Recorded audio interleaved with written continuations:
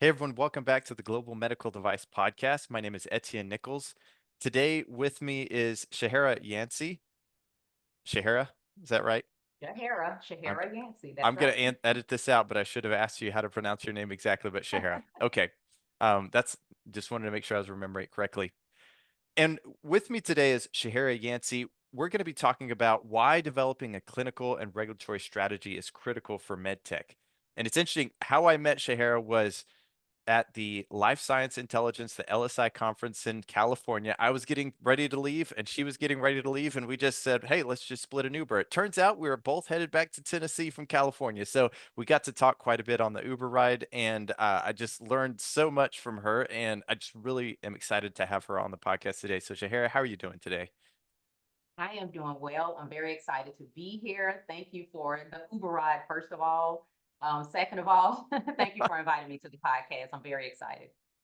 Well, I'm excited to have you as well. This is a this topic, developing a clinical strategy. We talk about regulatory a lot on the podcast, and we talk pretty extensively about quality. Clinical is something that we don't get into as much, and it's something I'm trying to do more of.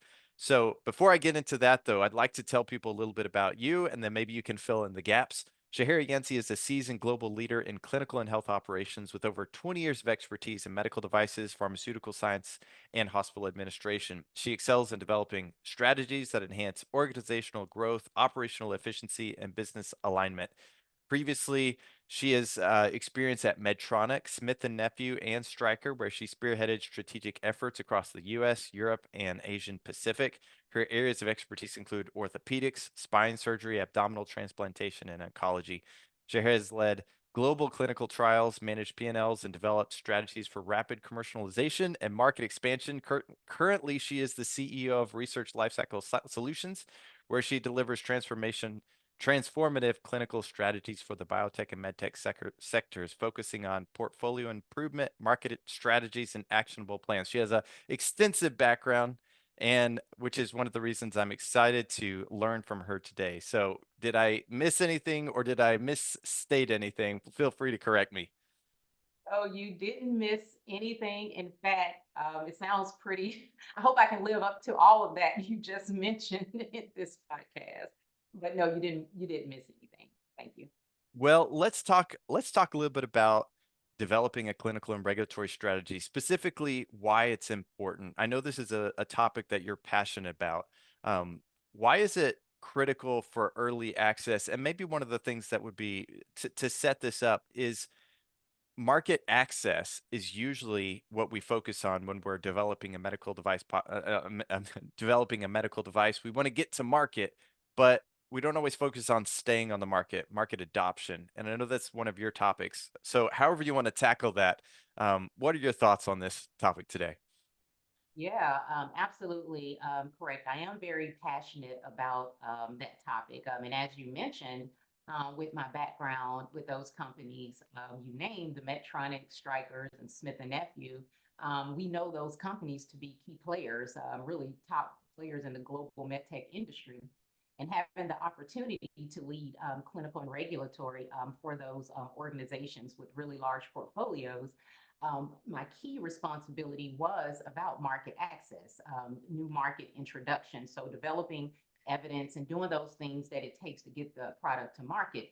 But beyond that, the next part of my key responsibilities, we're looking after the portfolio to keep the products on market that we have already established. And really, it came about when, with the European medical device regulation, that's when we really started paying attention to what it takes to keep a device on the market, which is, clinical evidence. It takes that to get to the market and keep it on the market.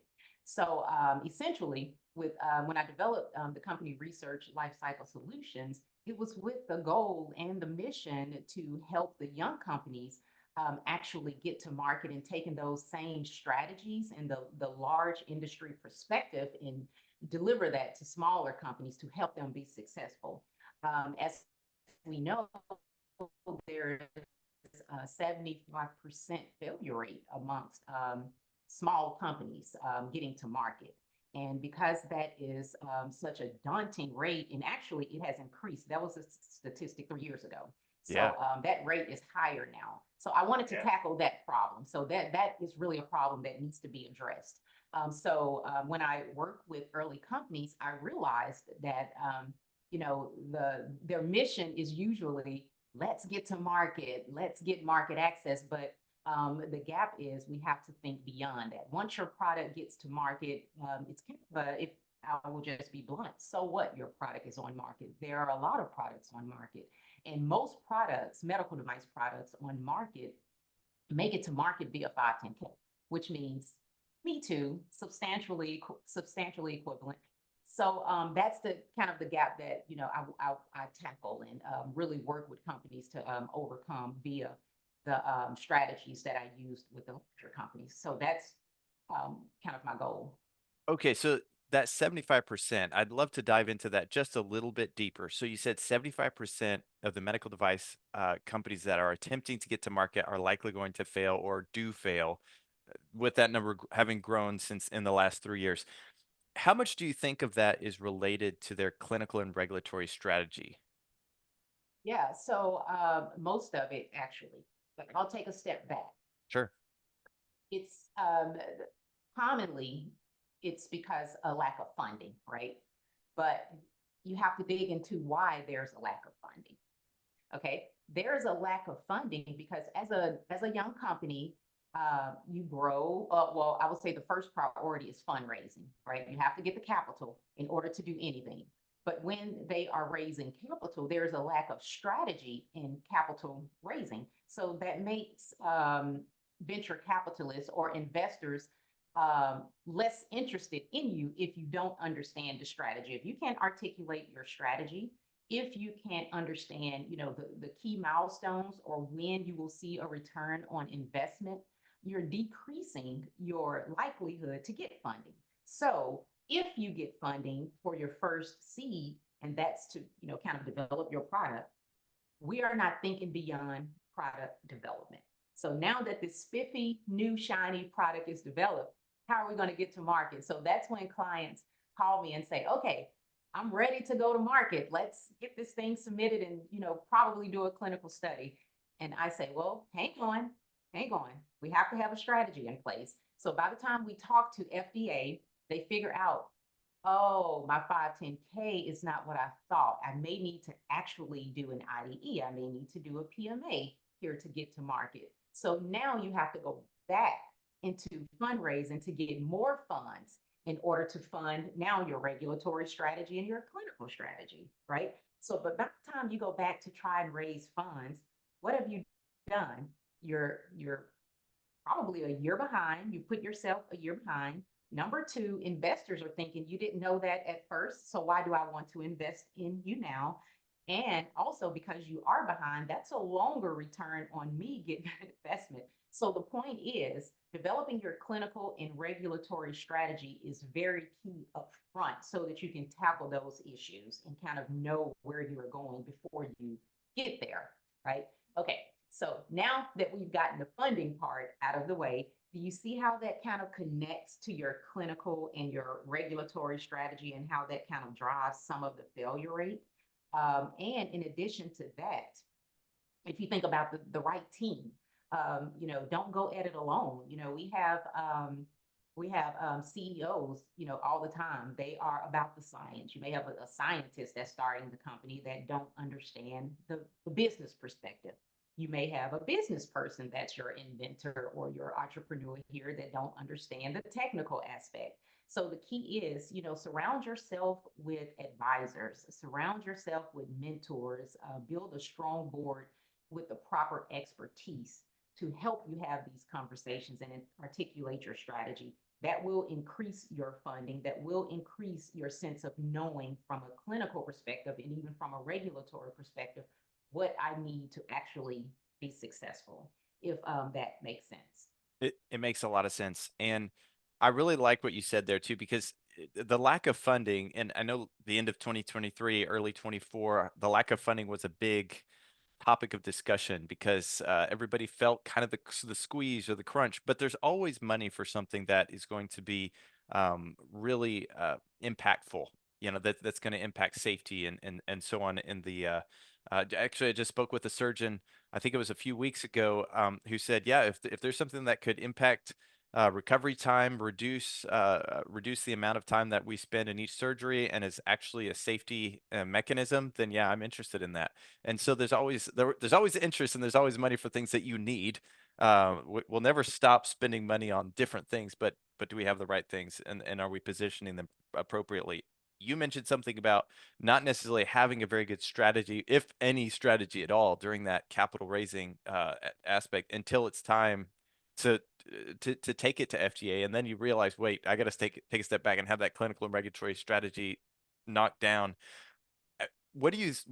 I wonder if you can just give a quick comparison on the best companies who start out, and what the difference looks like if a company starts out with a strong clinical and regulatory strategy as they go look for that funding versus the company that waits to do the clinical and regulatory strategy a little bit after the fact. Are you able to kind of illustrate some of the difference? I know you dove into that a little bit, but Yeah, I think I can. Look, let me take a try at that. So, just this week alone, I spoke with two of my clients who are founders. Both of them are physicians, actually. They're physician founders. And they have really, really good products. You know, I believe in their product, but they were defeated when I spoke to them.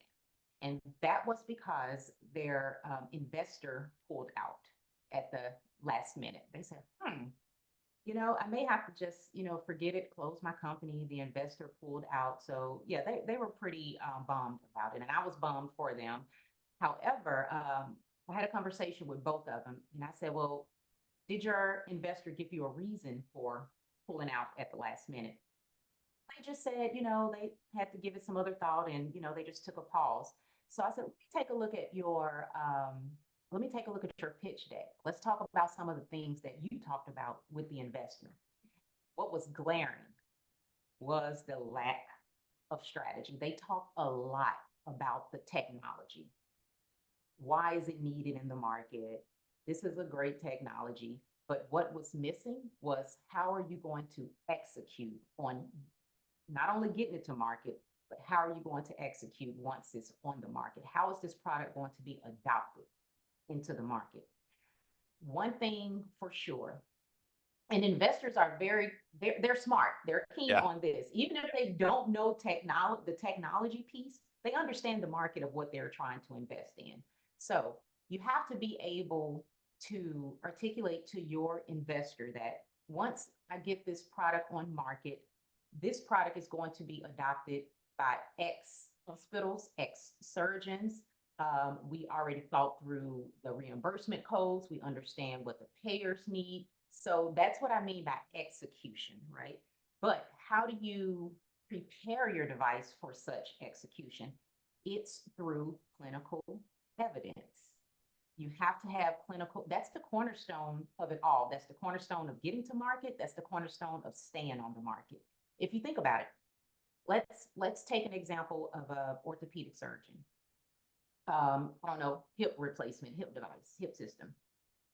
Why would they choose to switch and use a different system if the current system works for their patient population? They're familiar with it.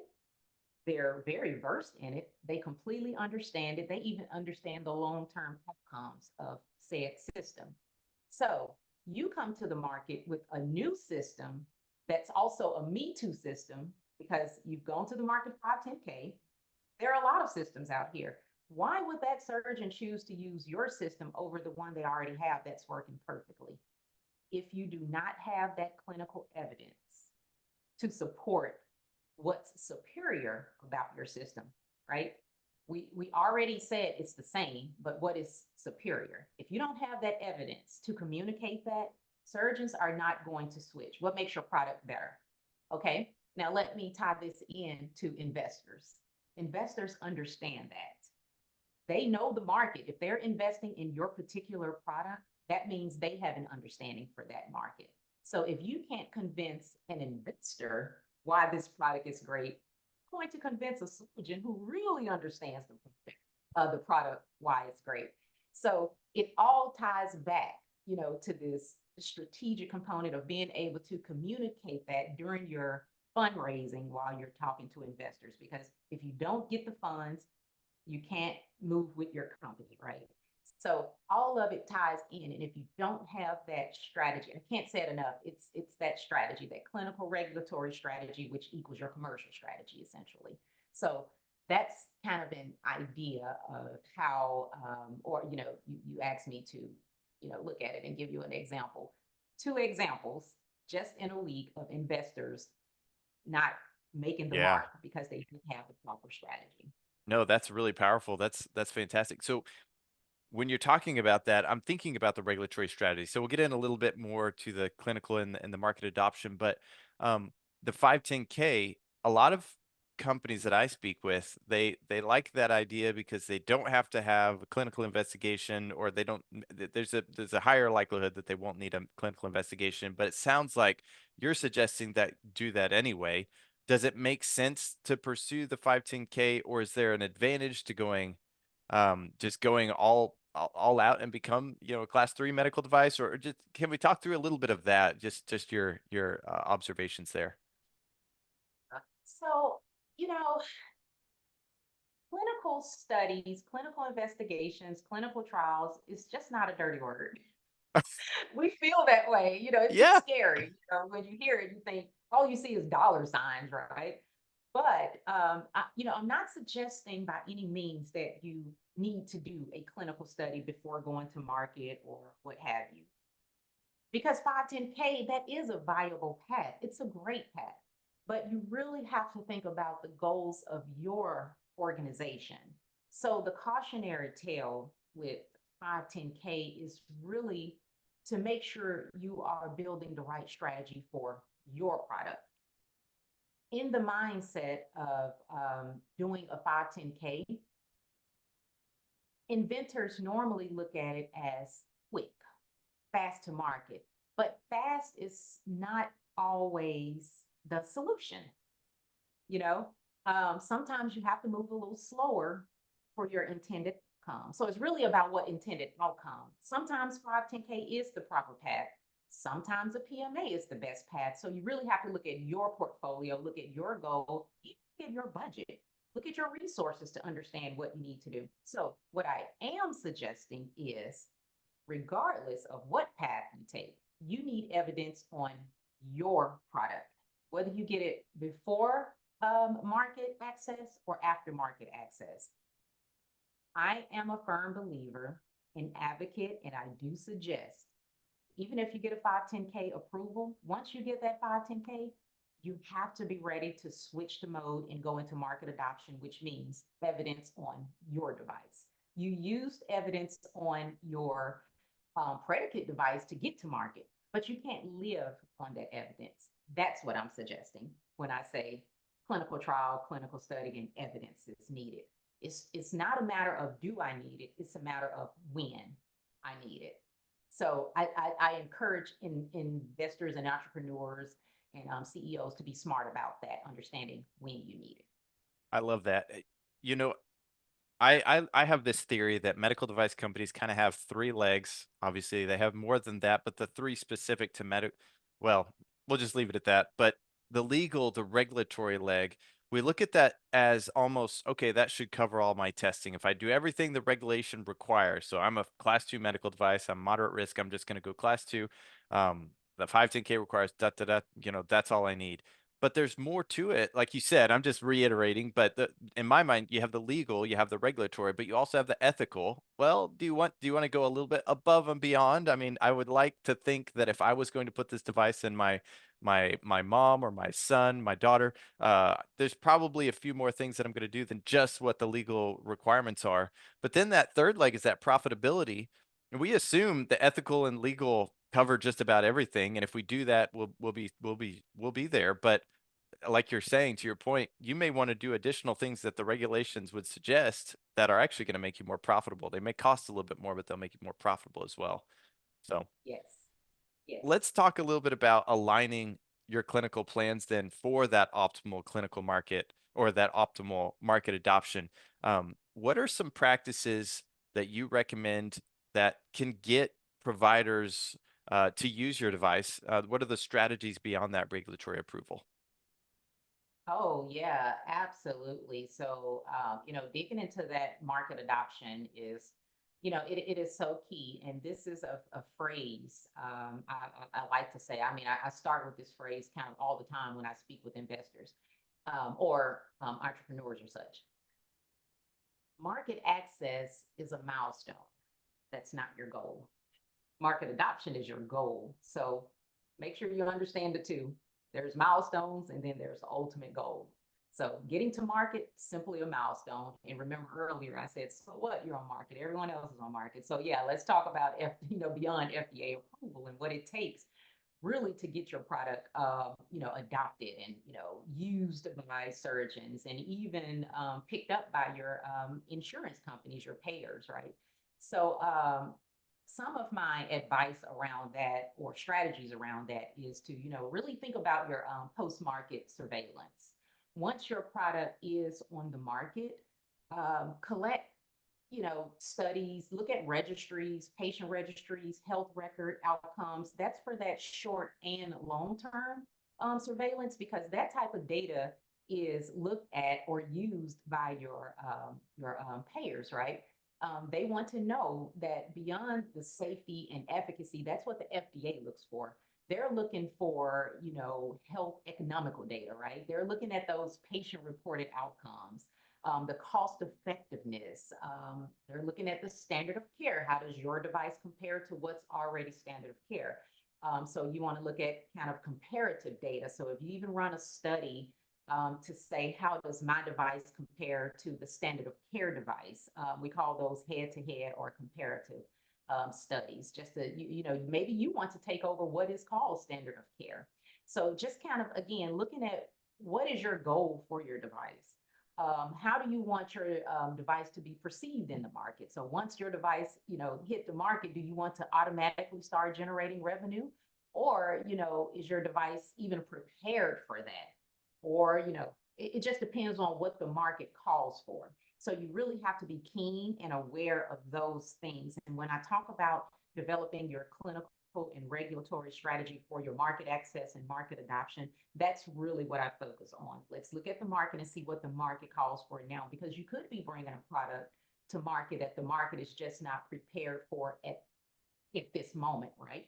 So you may want to take your time and do a clinical study before going to market, because now, maybe a year later, the market is really calling for what you have. But you also may have that product where the market is calling for right now because the product that's on the product that is on market currently maybe looking shabby, and you're saying, hey, I see an opportunity to slide in there and provide better care for patients. So that's when you may want to say, I need to do a 510K. And once I get this 510K, I'm immediately ready to do a comparative study to take over that, and show superiority, right?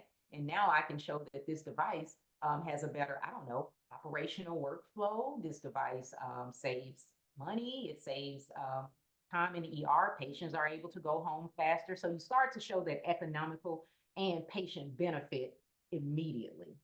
So again, it's just about how you build your strategy. There's no one size fits all. And I'm very, very big on one size does not fit all. But there is one thing that does fit, and that is you need evidence on your device Yeah, in that's a order to make a splash in the market. yeah. I can see wanting to show that economic value and economic. I'm using that term not necessarily just in dollars and cents, but what are the what are the biggest drivers you think for adoption when it comes to, let's just to say, I think you used the example of an orthopedic surgeon with a shoulder or a hip replacement. If you can't show that to your investors, I'm just use that example again. If you can't show that evidence to and convince them to invest in you as an investor, how are you going to do that with the surgeon? So now let's take a surgeon. Let's suppose we're imagining or just reverse engineering that adoption process. What are some of the biggest drivers that you see? I mean, I talk to people every now and then, but those are more one-off N of one sample size. You've talked to a lot of different companies. What are the different criteria that you're looking for when you're trying to figure out how we can really best attain this market adoption? Yeah. So I look for, okay, obviously safety and efficacy. we can check that off, right? If you obtain market clearance, we got the safety and efficacy part, right? So what I look for is I start with standard of care, to be honest. I just start with Okay. that. What is the standard of care product? Which means that product already has a reimbursement code. That means the majority of surgeons or providers are probably using this product. So I know we're not going to go below that standard. So I'm looking for equivalent or above. So really above. And when I say above, tell me if this product that's equivalent to the product that is standard of care, will you have additional indications, right? Or will this product, does it have, let's say, the potential to expand globally? Because if it expands globally, that lets me know that there's a different patient population that will be utilizing this product. So now we understand the product in a different light than just the US patient population, right? We under that means it has a greater potential for growth, a greater potential, yes, in dollars and cents, but it makes a greater impact on patient benefit, right? Because we're able to learn the product a little bit more. We can go back and make a generation two because we look at the long term data from the current product, input that data into another generation, and now you have your generation two of that product. So you're looking at the potential for that product. And another thing I tell entrepreneurs or CEOs, don't get stuck in the strategic or the exit strategy. Don't get stuck there and think that this is all I have to do because I am planning an exit. Well, to be attractive for that exit, you have to show that commercial viability that I'm talking about. So the same effort that you would put into your product and your evidence to make your company grow if you were, going IPO or what have you, it's the same effort and clinical data and such that you would need to put into it if you were trying to get picked up or, acquired by a bigger company. So I think what I'm saying overall, I just have to go back to it, is that need for clinical evidence. We can be creative and innovative in how we get the evidence, what type of endpoints we're looking for, but I definitely like to design studies with endpoints that are more impactful than the safety and efficacy because we've checked that box. So let's go beyond and talk about the patient benefit. Let's go beyond and talk about the economical benefit. Let's go beyond and talk about the hospital benefit, the workflow, and how it expands to market and look at other populations, even into China and such. Let's look at how this product is going to be integrated worldwide. No, I love that. So let's talk a little bit about study design then. If that's something that is uh, obviously you keep going back to clinical evidence, and I agree. That's really powerful. If you have a company that is focused only on your regulatory and just trying to fulfill the regulatory requirements, that seems like that would be a little bit different than trying to build that clinical evidence for the final physician. Or maybe it's not. Maybe there's a lot more overlap than I'm imagining. How do you build that? How do you design your study strategy to encompass both of those? And are they two parallel tracks? Can you talk to that? What's the most efficient way or the best way that you've seen that done? Yeah. So efficient from an efficiency standpoint, I do recommend comprehensive clinical studies with smart endpoints. But sometimes that's not always the need.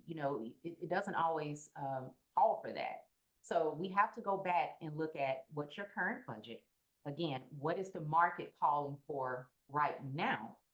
Because if you are a new company, you may not have the funds to run a huge comprehensive study to collect endpoints to satisfy FDA, as well as look at your endpoints to satisfy your market adoption piece. What would make you more attractive? Sometimes you're just trying to meet one step. But if we're talking about what's efficient, and for me, is even more cost efficient in the long run, it's to run a comprehensive study. You have your primary endpoints. Your primary endpoints is going to be your safety and efficacy, right? Your secondary endpoints, that's going to be your claims data. What do you plan to claim about this, product? You may not be able to collect all of those endpoints or design your study to call for all of that from a scientific standpoint, especially if a study is not on the, I'm sorry, if a product is not on the market just yet. So you may just have to focus on safety and efficacy first, but you can also extend your study, that same study, beyond safety and efficacy. Once you get that data, extend that study to collect a long-term patient follow-up. That is something that you can really always collect in a study, even if you're doing it for safety and efficacy. Look at, let's extend the study to get the long-term impact. Follow that device for whatever the perceived the lifetime is. And lifetime means if you're doing an implantable, how long is it going to be? How long do you expect it to be functioning in a patient? So for orthopedics, lifetime is 10 years. But you're not collecting certain data. You're only saying what, how does this device work in the patient based on the patient's perspective? How long did it take for the pain to subside? Right, that's a key Okay. point. Yeah. Or when did you get up and start working? So it's just, how is your quality of life? Collect those endpoints in your first study. That can automatically feed into your claims data, right? That can automatically start feeding into that once you hit market access. So I just call them smart endpoints or even critical factors. Design your study such that no matter what the study comes out to be, you have those critical factors covered. So, it just depends. Yeah. And that makes sense. I'm curious if considering you talk to a lot of early stage companies and you already mentioned a couple that maybe their pitch decks weren't quite robust enough, or maybe their strategy really is not just the pitch deck. If the strategy is not there, of course, it's not going to be in the pitch deck. But if the strategy is not robust enough, what do you feel like is really lacking? Because surely they're thinking about it to a certain degree, I would expect. But is there a certain area where they just yeah, everybody messes this up? Is there anything that like that that comes to mind? Yes. I believe so.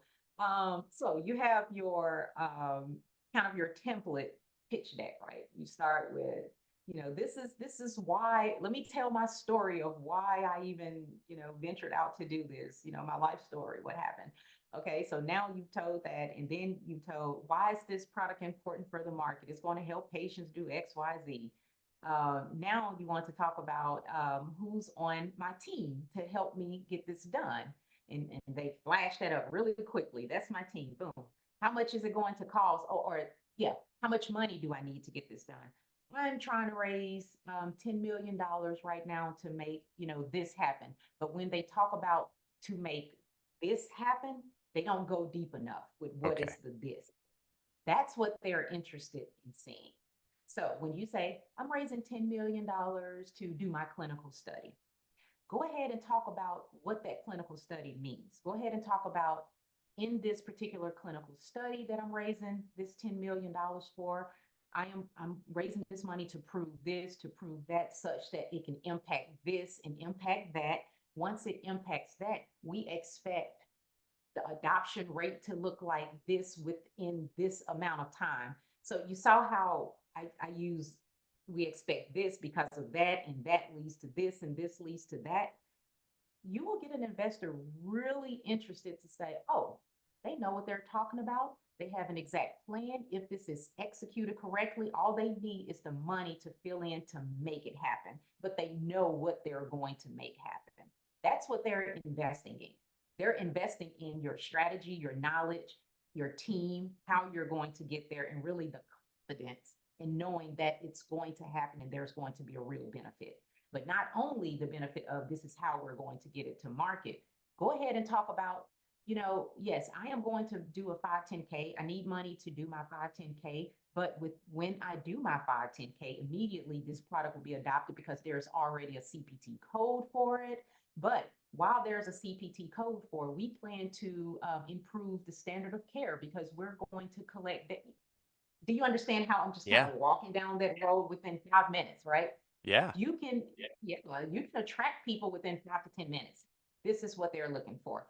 But when you get stuck on the technology, this is a great product because this product is this product is that, or years experience as a surgeon.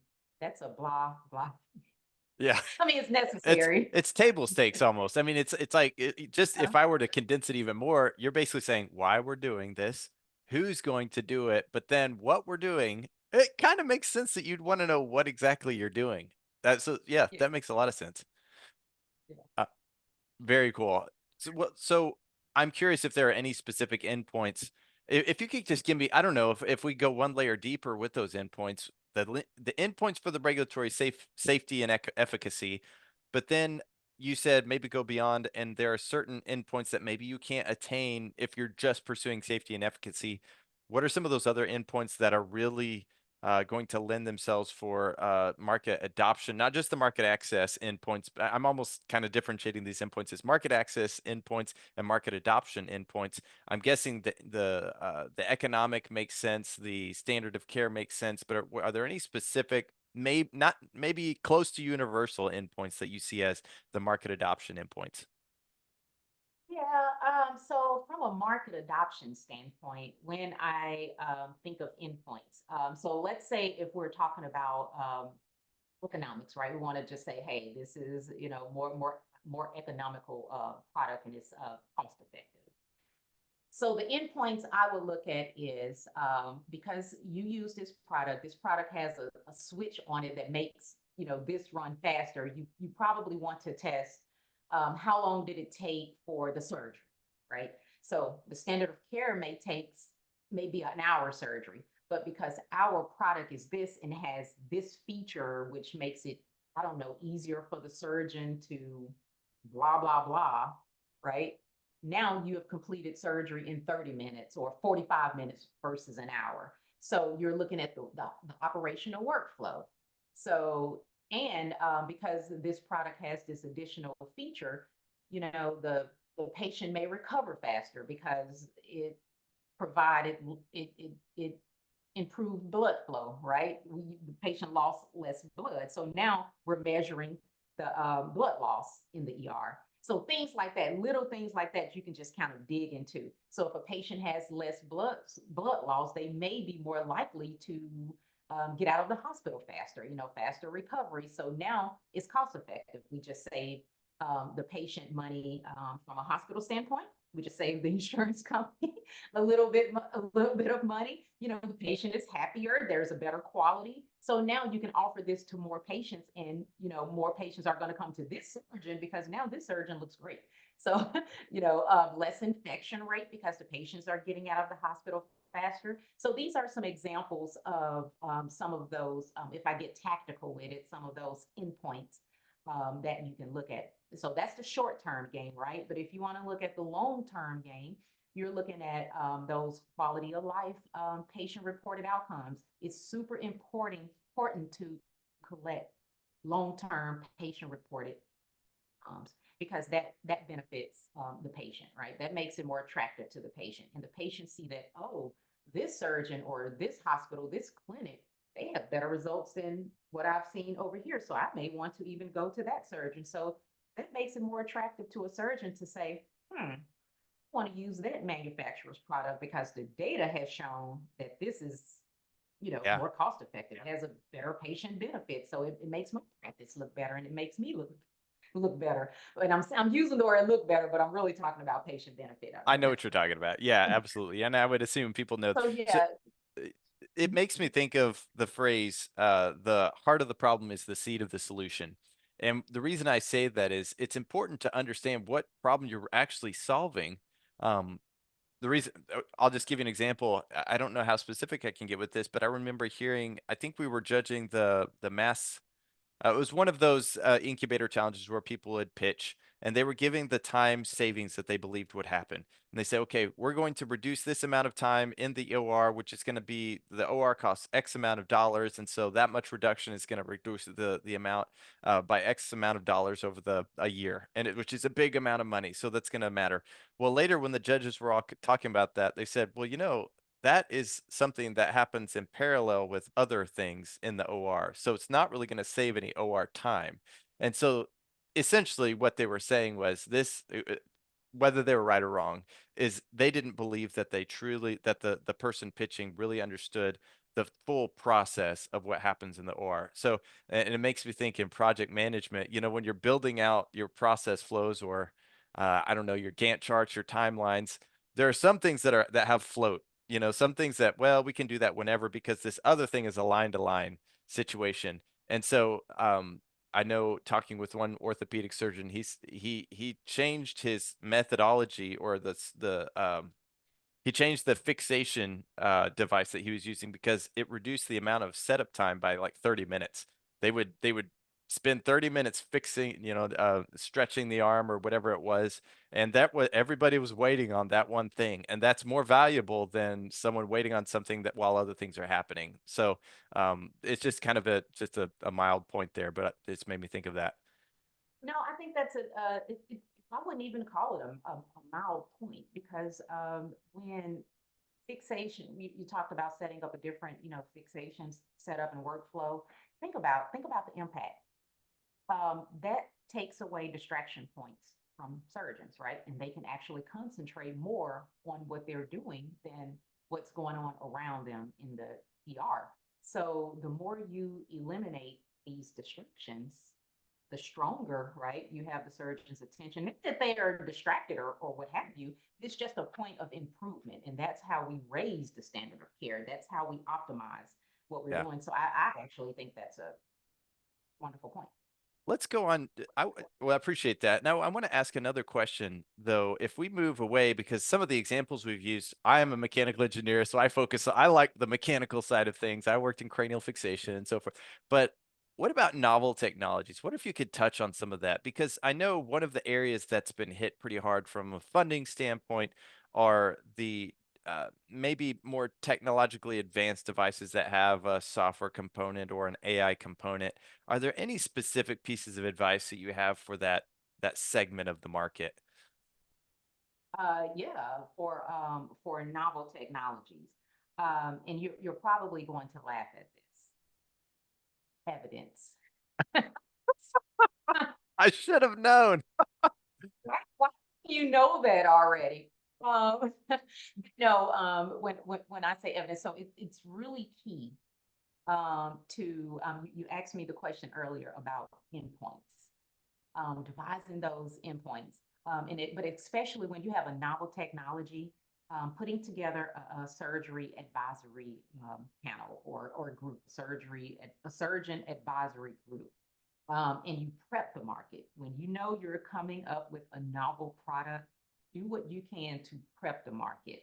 Once, and when I say prep the market, I'll give you an example. I don't know that we utilize limited market releases enough. That's when there's a novel product, I really suggest that's my advice, a limited market release because you're putting a few products out there. It's already cleared, right? And you're able to collect real world evidence on your product being brand new. And because it was a limited launch, you have the opportunity to go back and do some fine tuning, right? Do some things to get it back out there when you push out your global or your extended market release. So I do recommend limited market release. And with that limited market release, publish, go ahead and get a white paper out there. Prep the market so they know what's coming, what the evidence suggests so far. With the first 10 cases, the first 30 cases, this is what we're seeing. Don't be afraid to get the evidence out there, but putting together that surgeon advisory panel, getting input, just I can't state it enough. Don't go at it alone.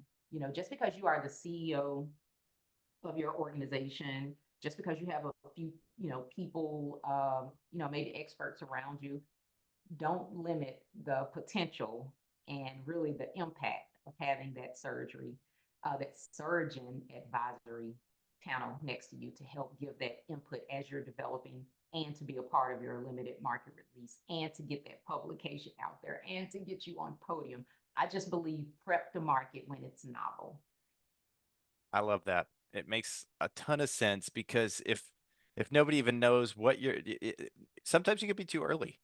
And one of the examples I like to use, I don't know if you've heard of General Magic. It was the most important company to come out of Silicon Valley that no one's ever heard of. But while nobody's ever heard of General Magic, most of the people have heard of the people.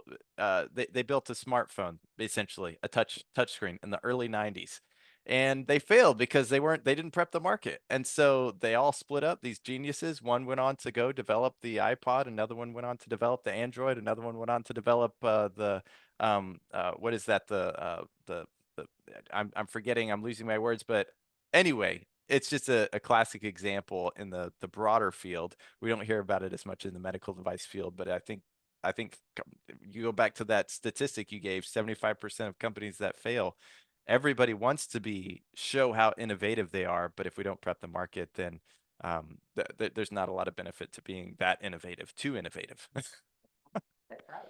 I love it. Very cool. Well, I know we're coming close to the end of our time. Any last piece of advice? Where can people find you? Just any last piece of advice for the audience? Yeah. Last piece of advice. You probably can guess it.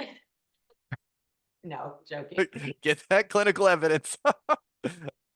But no, don't be afraid of clinical evidence. Don't be afraid of running a clinical study.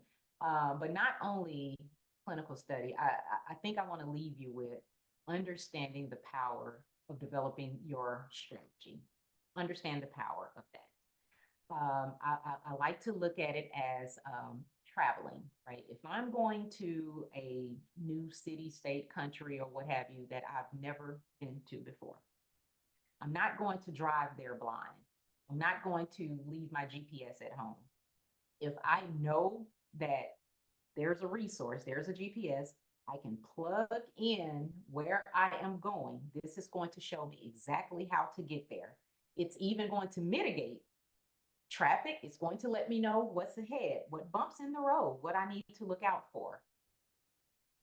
That's a simple concept, but it's the same with starting a medical device company.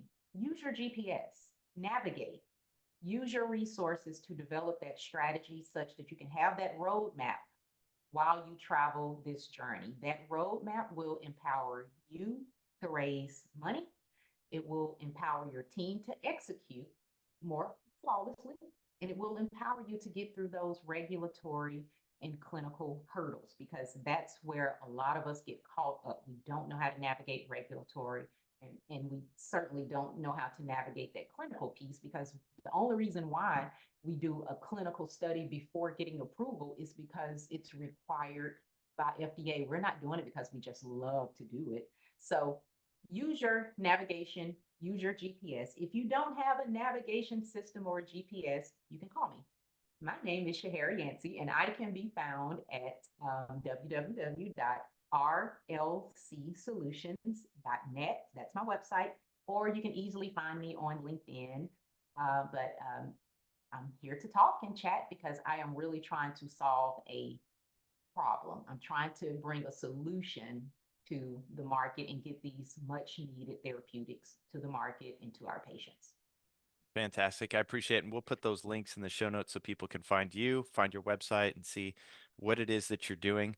I can personally attest, so many people think they're alone, but it is very unlikely that this is the first time that this path has been traveled. So when we went to LSI, we were surrounded by people who were all going through this different journey of bringing a medical device to market. And so you're not alone. Find that cohort, find the advisors that can help you get through that. So thank you, Shahara. Really appreciate you being on the show today.